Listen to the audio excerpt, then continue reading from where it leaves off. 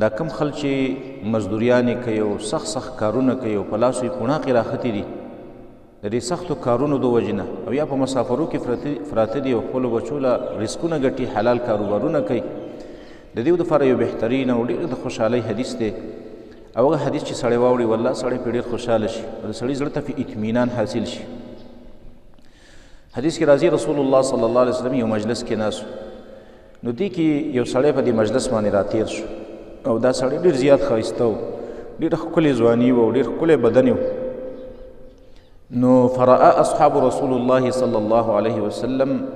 من جلده و نشاطه صحابو چې د دې سړي دا ښکلی وجود ولیده او دا ښکلې ځواني ولیدله نو فقالوا یا رسول الله دې صحابه ویل یا رسول الله لو کان هذا فی سبیل الله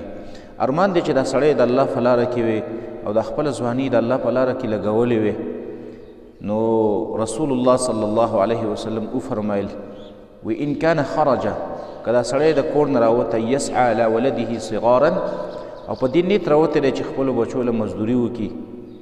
نو فهو فی سبیل الله دا سړی د الله په لاره کې دی دا بیا هم فی سبیل الله دی چې د خپل بال بچ دپاره مزدوري کوي او ان کان خرج یسعى علی ابوین شیخین کبیرین که چېرته په دې نیت راوتی چې مور او پلار یې دي سپین ګیري او هغې دپاره مزدوري کوي نو فهو فی سبیل الله بیا هم دا سړی د الله په لاره کې دی او ان کان خرج که دا سړی په دې نیت راوتی یسعى علی نفسه چې خپل ځان دپاره مزدوري کوي د دې لپاره چې د خپل ځان د سوال نه بچ کړي او د سوال نه خلاص کړي نو فهو فی سبیل الله بیا هم دا سړی د الله په لاره کې دی او ان کان خرج که دا سړی راوتی په دې نیت باندې یسعى ریاء و مفاخرة د ریا دپاره او د دکلاوي دپاره او د ځان ښودنې دپاره راوتی نو رسول الله صلی الله علیه وسلم وفرمایل وهو فی سبیل الشیطان دا سړی بیا په لاره د شیطان کې دی یعنی هغه انسان چې هغه د خپل بال بچ دپاره مزدوري کوي هغه هم فی سبیل الله دی رسول الله صلی الله علیه وسلم فرمایي هم د الله په لاره کې دی که یو سړی د خپل مور او پلار دپاره مزدوري کوي دا سړی هم د الله په لاره کې دی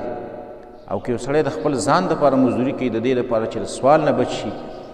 دا بیا هم د الله په لاره کې دی او که یو سړی د فخر او د دکلاوي دپاره او د تکبر په نیت باندې راوتی دی نو دا بیا په لاره د شیطان کې دی